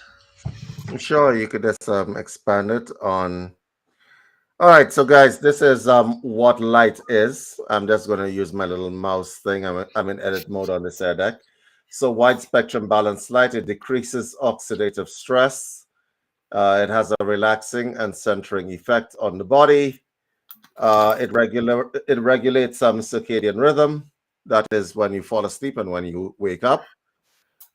It improves gene function. For those of us whose genetics have decided to not cooperate, that's what it does, and it increases motivation. And of course, blue light, which a lot of us are subject to, does exactly the opposite. But this is what I'm talking about here.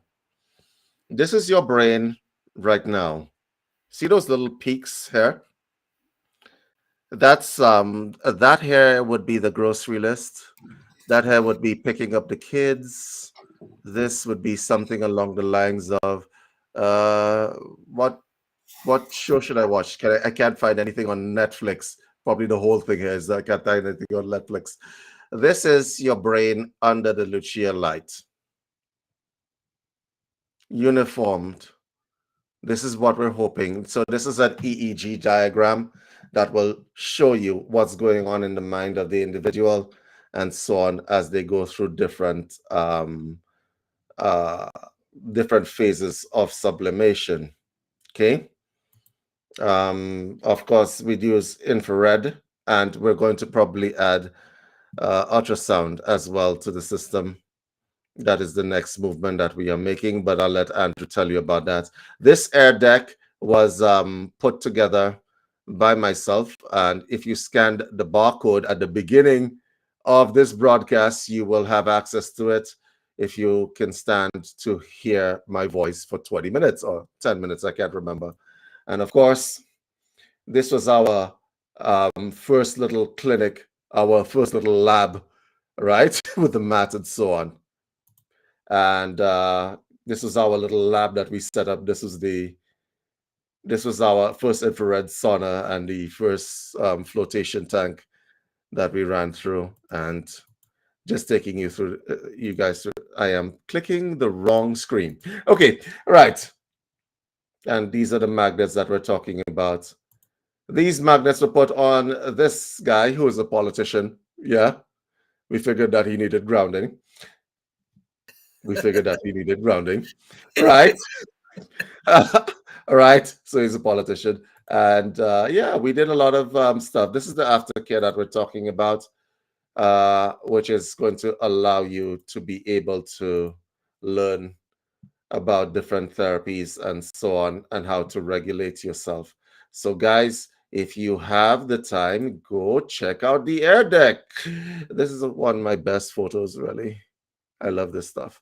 Right. So, go check out the air deck and let us know what you think. This is the Lucia light, right? I believe that Richard has a Lucia light as well. So go check out the air deck and let us know what you think. Okay.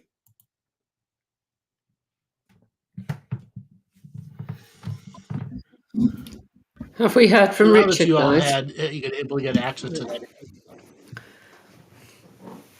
I'm not sure if he's here now. I think he's having a bit of trouble getting on, guys. He keeps Right, coming okay. in, something's going on with his audio, or he can't connect. But yeah. So those peaks, those regularized peaks that you're looking at, is somebody who is engaging in some sort of spiritual practice. That those regularized peaks, because when you are in focus, that's what your brain does. And when I say focus, I mean whether you're doing Reiki, whether you're doing stuff, if you're doing it really at its optimal, that's what your brain does. It regularizes itself, which theoretically is how your brain should always be. But due to the fact that there's such a thing called stress, people might cut you off in traffic. The price of living is going up.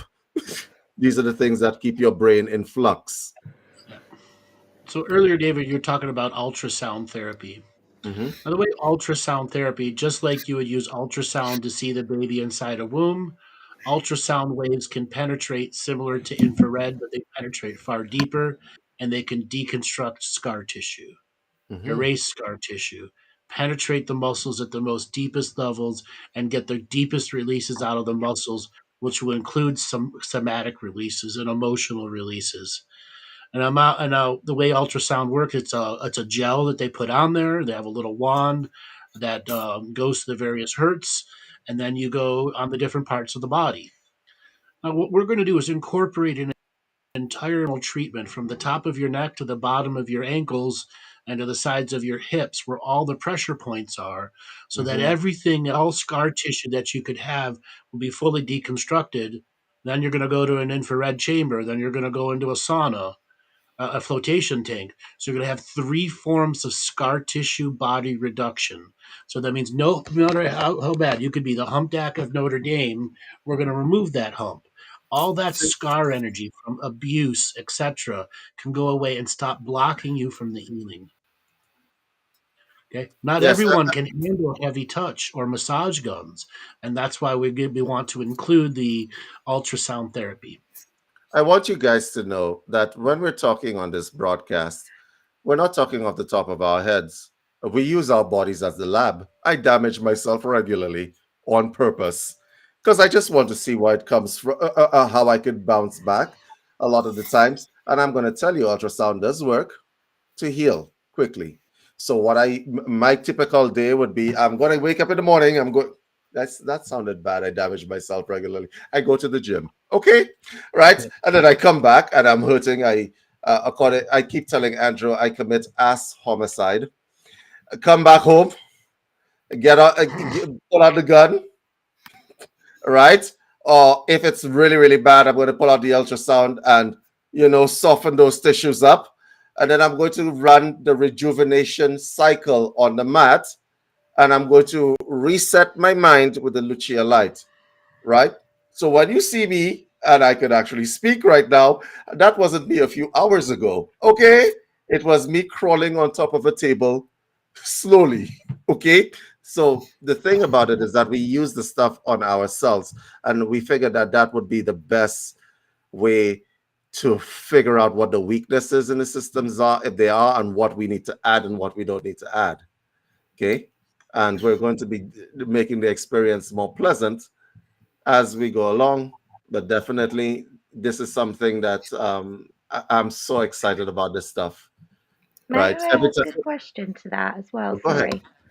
So, for someone, my sister has had many valves changed with her heart. So Mhm. she's been told that because of the scar tissue, she'd only be able to have one more donor valve. Would that help with that, Andrew? With the scar tissue build up like that?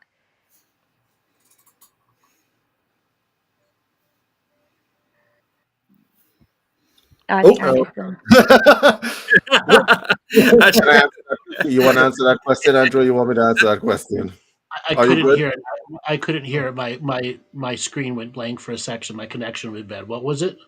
okay. So my sister, she's got all array stuff with her heart, but she's had a number of valves changed, and they've now told her that she's on her last one because of the scar tissue. So would that help with that?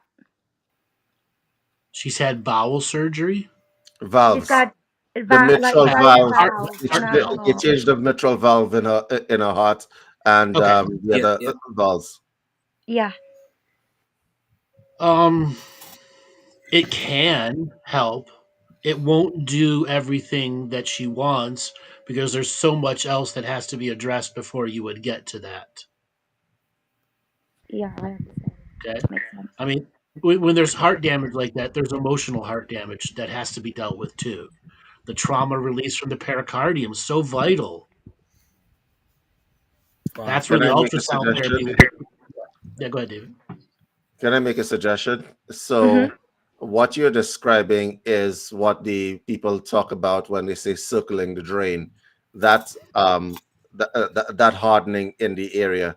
Whenever I talk about this system, I keep talking about, and I repeated it about 4 or 5 times in the show so far. This hardening people do. Okay, this hardening. You're supposed to be free. That came out so corny. I'm going to try to make that sound better. Like the lamp doesn't want to be around me right now. Right. Light worker David came You're Light out. worker supposed to David be, has entered the your building. natural state is to be free. Free, free, free.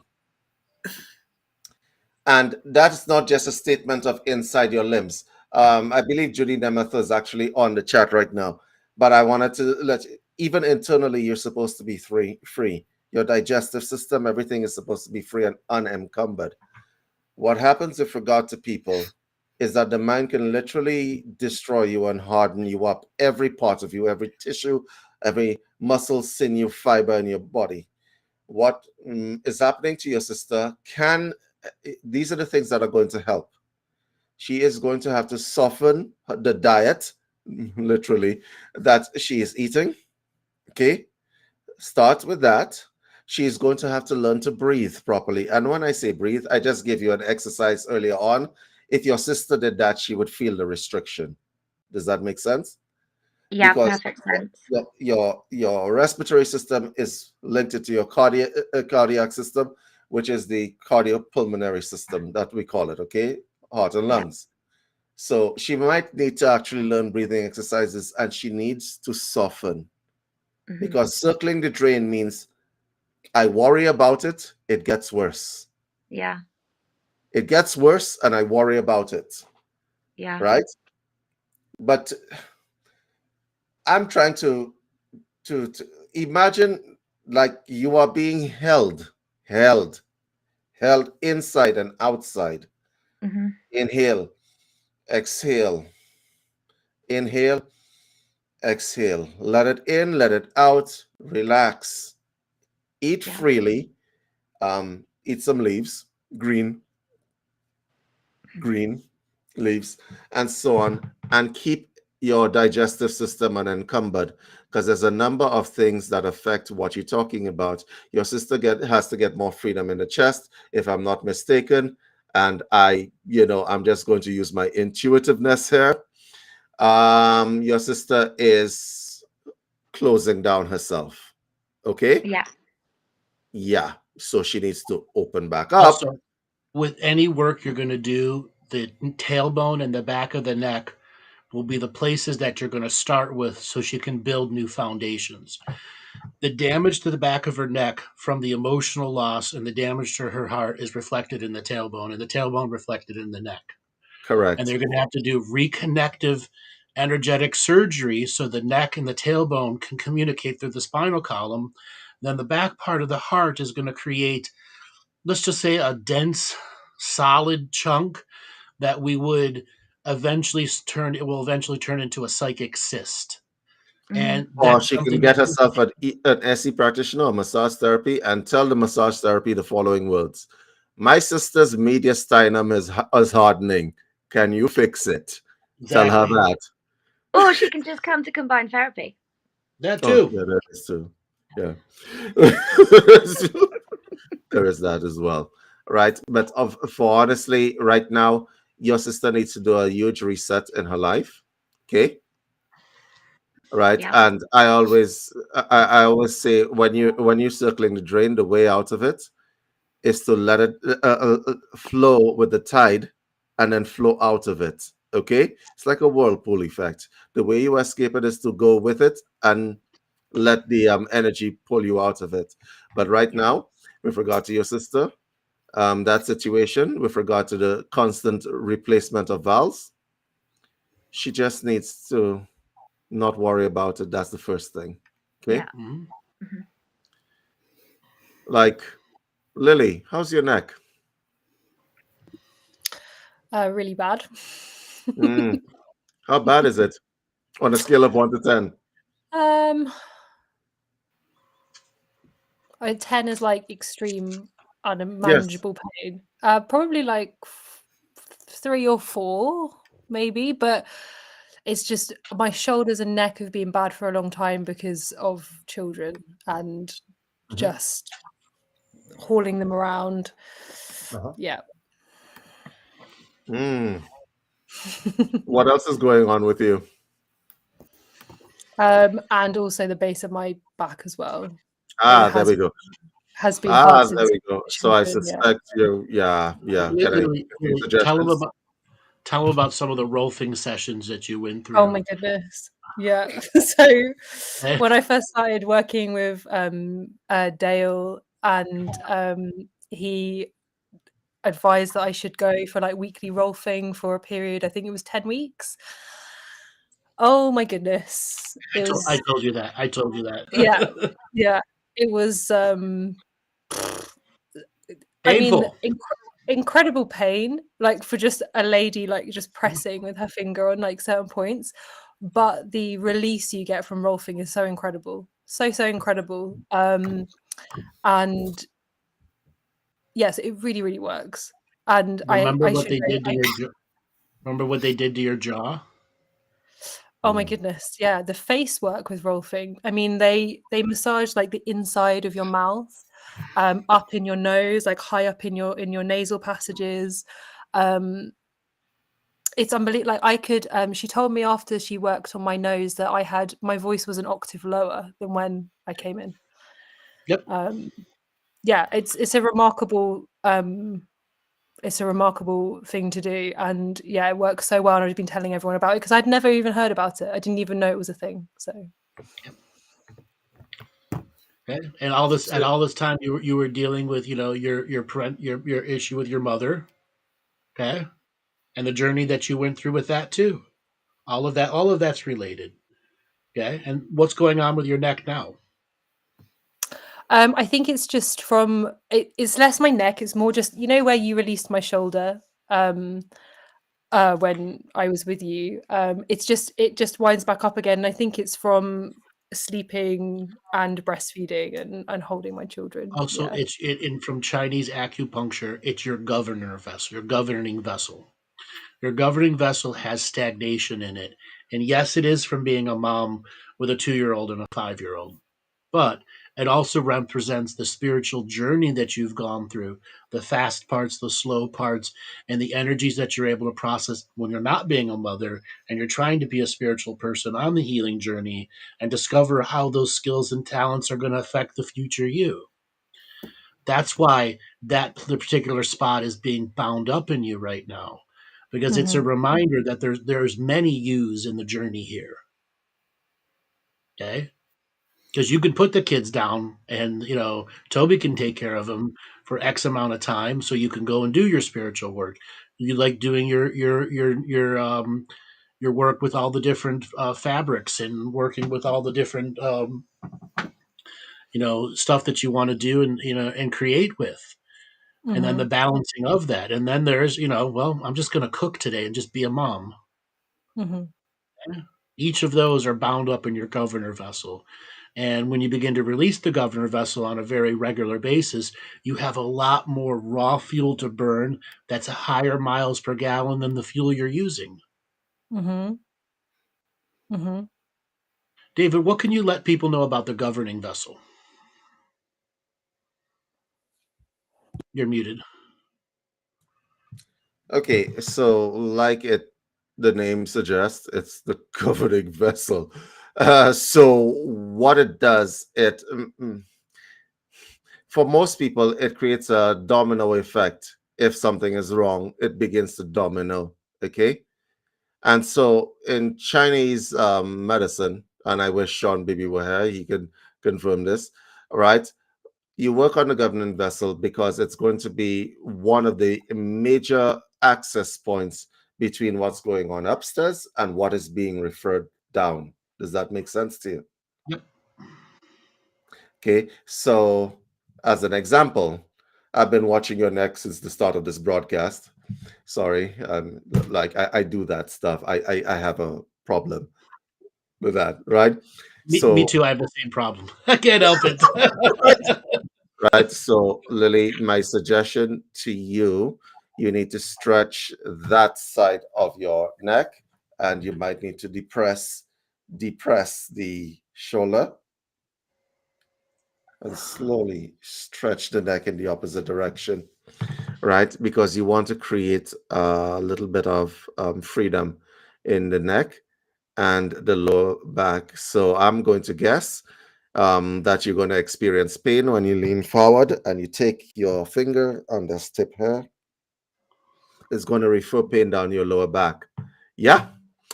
Yeah. So you're going to need some heat. You're probably going to need a little bit of work, right?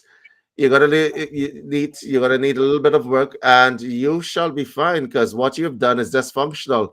You can reverse it. Yep. But you have a lot of stuff going on in your head that you also need to dump. So, Lucia, like everyone, you have a lot of stuff going on in your head which you also need to dump. You're making your head heavy. Exactly. You just got to lift up the dump truck of the skull, so the skull lifts up and just dump it out.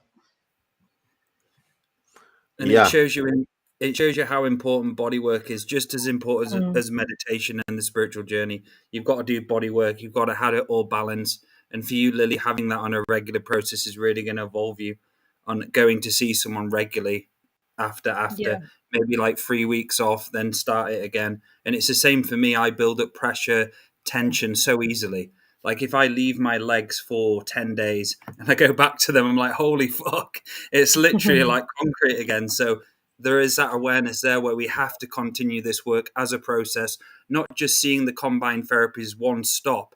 It's continuing on after doing the great work after. And that's the important insight of the healing journey. And there are places when you go down that journey as well, the body journey. I mean, it complements it beautifully, doesn't it? Even synchronistically, there are times when you'll be going through something on an emotional level, and then the body healing, something will happen, click something, and you're like, whoa, that was huge. And you just know. I had one in the car with Andrew and Laura. Sorry, go ahead, Dale. Yes, there was a funny time. So Andrew got me with a gun, and he got to my abducts, and he looked at me and goes, "Don't kick me." Sounds so wrong, whatever you say. Andrew got me with a gun. So when I experience high pain, I don't make a noise. I go weird, and I start like flopping around. So I started doing that. and he got my pecs. Then the next day, there were literally, I couldn't move my arms, and I was like, I've never had someone. The next day, they killed, and he got the gun straight away and went into them again, and like they actually released, and I was like, I could actually start feeling my body and how it's meant to actually feel. And from doing the combined therapy, that massage gun process, I went and bought my own, and I started doing it regularly on myself, and my body's starting to get used to how it's meant to feel. Before, I was dealing with stress, I was dealing with tension. My body was so used to just holding it, and it took a long time for that to able to come out and actually feel how legs are meant to feel, how your arms are meant to feel. Exactly, and there are also spiritual traumas that we hold in our body that need to be released that way as well, right? So there's some traumas we can heal through the work, other traumas that the body needs that co-creation in it. Yes. And the reason I say don't punch me is because I've been punched. I've been kicked. I've been punched. I've been headbutted. I got kicked off Sam.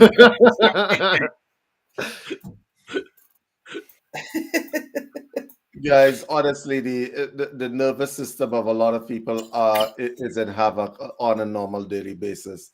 Yep. If you guys are listening to this broadcast or whatever, take my advice, do self-check, be mindful of what's going on inside, be mindful of how you feel. Something hurts, deal with it. Yes. Don't just go about it, right? Oh, something hurts. You have a traffic jam in your head, stop what you're doing. Stop, Exactly. sit down, process it. All right, don't walk around with a traffic jam in your head. That's how you get into accidents. That's how you bump into people in Walmart, one of my worst places on earth to visit. You know, the mindlessness of people is on full display, hitting you with the shopping carts and bits. Yeah, never mind. Let's not get into that. That's a personal something. But anyway, as I was saying, if you have a traffic jam in your head, no matter where you are, stop, stop immediately. Why is there a traffic jam here? What can I do to relieve it? Don't walk around with pain. Don't walk around in the traffic jam. And if you're feeling the malaise, which is a spiritual construct, let me describe what a malaise is feeling. What a malaise is, because most of y'all have experienced it, but y'all don't have a name for it. We're calling it the malaise. The malaise is that feeling that something just isn't right. I just feel put upon. I just feel like it's kind of like overwhelmed mixed with scatteredness. Y'all know what I'm talking about, right? You'll have felt it before. That is the malaise. That is coming from the spiritual self. That is coming from your soul. And that tells you you need to stop. Lie down wherever you are. I don't care whether you're in church. Okay? Lie down wherever you are and get a handle on what everything is trying to tell you, because it will tell you. Your body will report it to you immediately. But if you're not listening, your body will stop reporting.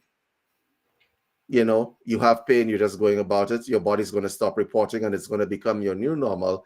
So you have a whole bunch of people walking around like a rusted screw with a vice grip attached to it.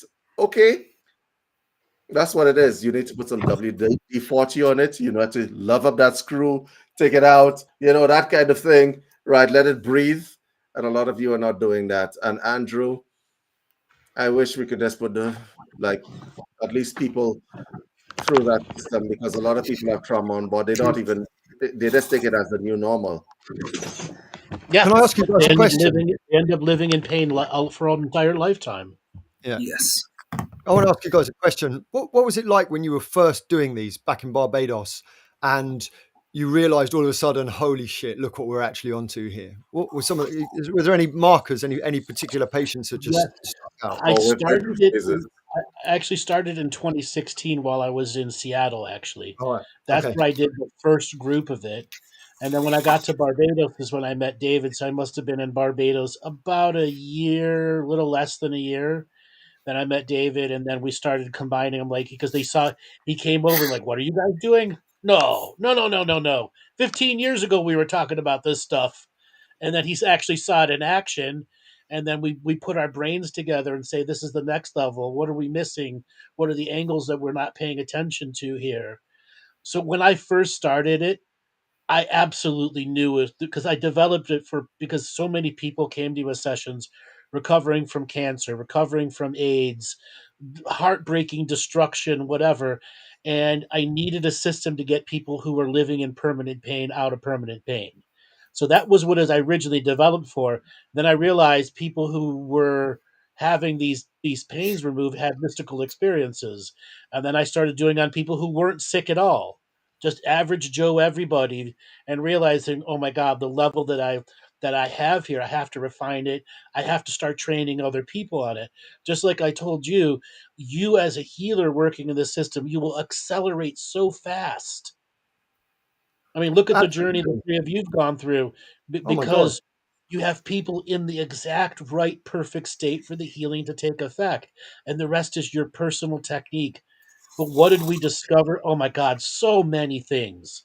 Yeah. I mean, David and I would have these brainstorm moments that would go on for hours and hours and hours. Yeah. Yes, and me at the beginning, I was just in it for the psychonautic experience. I keep telling you guys that. All right. Oh, like I get to do be a mind astronaut. I'm in. Sign me up. Right. Right. So, but then I realized that there are other levels to this. People live in unawareness. They live in unawareness, and I think bringing people to themselves. I've been a yoga teacher in my life. Okay, I've seen people have breakthroughs with themselves 12 years after starting yoga. I want to minimize that time to 1 day. Okay. Actually, I would like to minimize that time to less than a day. I want the breakthroughs that you get in Hatha Yoga over the period of 12 years. Ain't nobody got the time, right? People drop off and so on because they get discouraged and so on. I understand that it's character building and so on, but I do believe, and I'll tell you, spirituality on the whole, the esoteric world on the whole, is people are losing interest because it's work. It's not fun, Yes. right? And that's my main problem. Okay. So people are dropping off, they come onto the spiritual path, they drop off. I understand that those that stay, they are disciplined and whatever else. But the reason why they don't stay is because they're not getting anywhere. But if you bring people into communion with themselves immediately, we get an idea of what can happen. Yeah, God, do you know that first skim that we do, David? We call it, I call it in my mind the first skim, the initial skim. It's when we all get there together and our psychic awarenesses are going bing, bing, bing, bing, and the machine's on, and we're looking at what's obvious, what's there. I mean, that alone in that first hour, we remove what would take people decades to remove, going to various healers, and But then after that is the depths, and after that, that's that real life-changing stuff where you're not just skimming off we call it the surface. It's not. Some of it's things that are deep inside, but it's the first initial treatment, and then after that it just snowballs, and you're getting to that point where it literally changes people's lives and you can see it. It's If palpable. people could experience the mystical just for a fraction of a second, they would remain interested because they're always going to want to try to get back there and stay in that space. Yeah. Absolutely.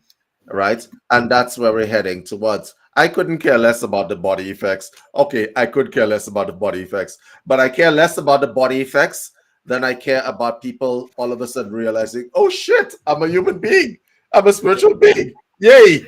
If you could get them to experience that like just for a fraction of a second, then you have a spiritual student for life. Yeah. Right. Because they don't know the difference, right? And you couple that with the physical stuff, because like Richard, after his first day, he was like 2 inches taller. And it was, do you remember? He's a big man. Yeah. He's a big man. his neck was like I this. saw that. That was funny. That was actually funny to look at. Because I know I'm Richard, right? 2.5 inches too. Yeah, she actually was 2.5 inches taller. Yeah. Yeah. So Richard's not actually on. He's not able to get on. So I'll just quickly share the experience we had with him. So when he came to the Combine, he came in with a hunch, and he was like bent over. And I looked at him, and I like held his back up, and I was like, the spine was just bent. And he went through the system, and he went through the gun and all the work we did, and he grew like 2 inch taller, and his spine was straight, and his shoulders went into the correct position. And it was like, holy shit, Like, he When you came stood through up. that door with a hunchback because Richard's a labourer, so he's digging all the time. So there's huge tension going up the spinal area. And he came and he was bent, and as he left, he was straight. And just to see that, I was like, "Holy shit, Yeah. man! Look at that!" Like, Then that's without all of the completely spiritual changed aha. his form. Like, Yeah. more of the soul was actually able to get into his body because he went through such a release that the pheromones started coming through on the last few sessions, and more of the spirit was able to be grounded in him. He didn't have any of that fogginess, that overthinking. He actually said, "I feel free. I'm not overthinking. I'm not thinking about other stuff. There's just complete silence around me." And that's when I looked and I was like, "Guys, this is just fucking incredible. Like, just look at this." Yeah. Remarkable. I have an interesting little story to share. When I first met David and I was showing him all the different pieces, parts, I'm like, "Hey, I have a hyperbaric chamber." And he's like, "What?" And it was like showing off my monster truck to a guy or the saying, "I have this hypnagogic light. I got this Porsche I got to show you." It was the coolest thing. He's like, "You have a hyperbaric chamber?" "Yes, come look at it." A month after, I was in Key Largo, Florida, learning to become a hyperbaric oxygen therapy Right. tech. Yeah. with all the special forces guys, too. Yeah. I went to train with the U.S. Navy to learn this stuff. That was funny as hell. It was so funny. He's like, "You have a hyperbaric chamber?" I'm like, "Why, yes, I do." Because I know what that is. And I know what you use it for. Yeah. Just to The show off. possibilities are And the endless. fact that he got every word I was saying. I didn't have to slow down talking. It was oh my God, it was like freedom. Somebody understands. Oh yeah, I get it. David, the human AI. Yes. He is. Yeah. Full on human. Do you think he wasn't sentenced to become source connected, huh? One of those So- AIs. Yeah. When the AI starts meditating and telling you all about that. I am making the first psychic AI. I'm not kidding. I'm doing it. Right? So I think a lot of people would want to know when next we're having these sessions. For those of you who are on mainland USA, we're going to plan something for you guys. We absolutely are. Right. But for those of you who are in the UK, I'm coming across there eventually. You know that. You think you're going to lose out of that fun? No, absolutely. Yeah. We're going to get you on the table, David, as well. I can't wait. Yeah, we are. With a bunch of guns. A bunch of hands. With a bunch of something. Yeah, you wait. Right, guys. So we're at the end of. Go ahead. Guns and an ultrasound therapy at the same time. Yes. Can't wait. So we're coming to the end of the show now, guys. So thank you all for coming on this incredible journey. It's been really fun. So Matty, how do people get a hold of you for sessions, bro? Okay, you just head over to twofeathersmedicine.com and click on my name, and then there's a link there to have a private session with me. There's a few small light language products on there as well. Yeah, head over to twofeathersmedicine.com. Thank you. Laura? Yeah, I'm on twofeathersmedicine.com. You can book there or just email me, Laura2feathers with the number 2 @gmail.com. And if you're interested, we will be in York once again for the Combined Therapies next year. So we will be there, I think it's the 15th of January for a couple of weeks. So again, we're doing 1, 2, 3, 4 and 5 day packages. We are in the process of getting a website sorted, so you will actually be able to book through the website eventually.